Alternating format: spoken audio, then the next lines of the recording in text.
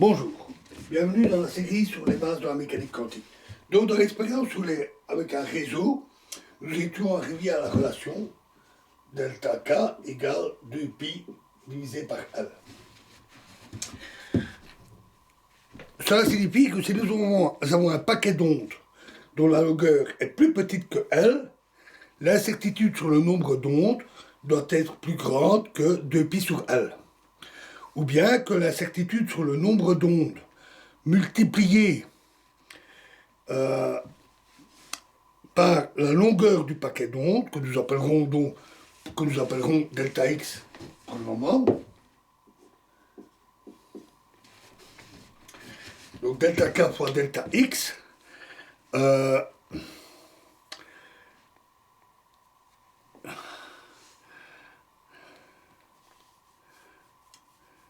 est plus grande alors que 2pi. Si le paquet d'ondes n'existe que pendant une longueur finie, c'est alors dans cet intervalle que nous pouvons trouver la particule, avec donc une incertitude delta x. Mais cette propriété des ondes, le fait que le produit de la longueur du paquet d'ondes par l'incertitude sur le nombre d'ondes qui lui est associé est au moins 2pi, est une propriété connue de quiconque étudie les ondes. C'était déjà connu au XIXe siècle. Elle n'a rien à faire avec la mécanique quantique. Elle dit simplement que si nous avons un paquet d'ondes fini, nous ne pouvons pas compter avec une grande précision les ondes qu'il contient. Et si on trouvait une autre façon de voir les raisons de cet effet, supposons que nous ayons un paquet d'ondes de longueur finie, grand L. Alors, du fait que le paquet d'ondes doit décroître aux extrémités, il est difficile de dire où et comment se finit exactement l'onde dans ce paquet. Et au mieux, on aura sur le nombre d'ondes une incertitude de plus ou moins 1.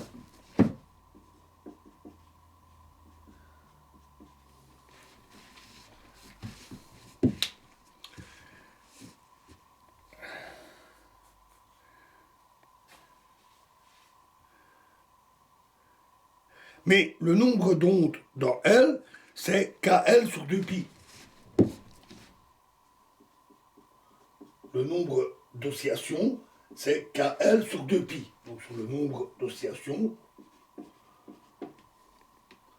le delta sur le nombre d'oscillations est égal à plus ou moins 1. Et le nombre d'oscillations, c'est KL sur 2pi. Par conséquent, K est incertain, et après un petit peu de manipulation, on retrouve à nouveau le résultat précédent, qui est simplement une propriété des ondes.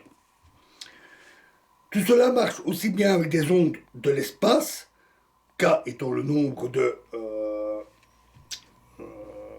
radians par centimètre. Le radian est une unité de mesure des angles.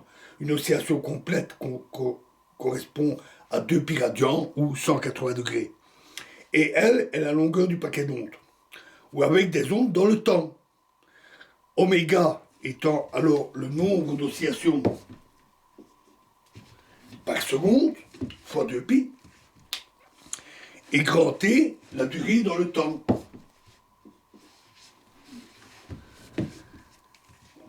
Le temps que met le paquet d'ondes à passer.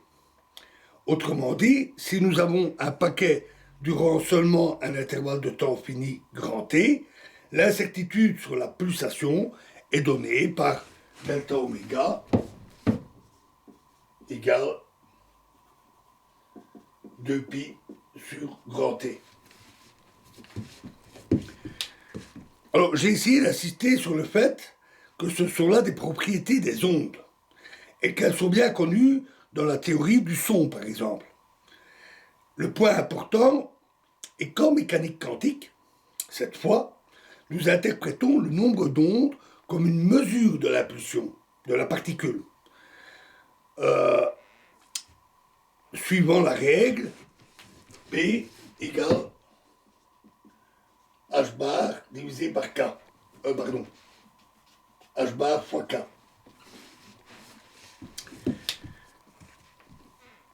Si bien que la relation précédente nous dit que delta P égale H bar sur delta X, et donc la relation d'indétermination. Ceci est alors une limitation à l'idée classique d'impulsion. Naturellement, il faut bien qu'elle soit limitée d'une façon ou d'une autre si nous voulons représenter les particules par des ondes, ce qui semble inévitable. Il est quand même bien agréable d'avoir trouvé une règle qui nous donne quelques idées des circonstances où les idées classiques sont en défaut. Voilà, et dans la prochaine vidéo, nous verrons une autre expérience, la diffraction par un cristal. Je vous remercie.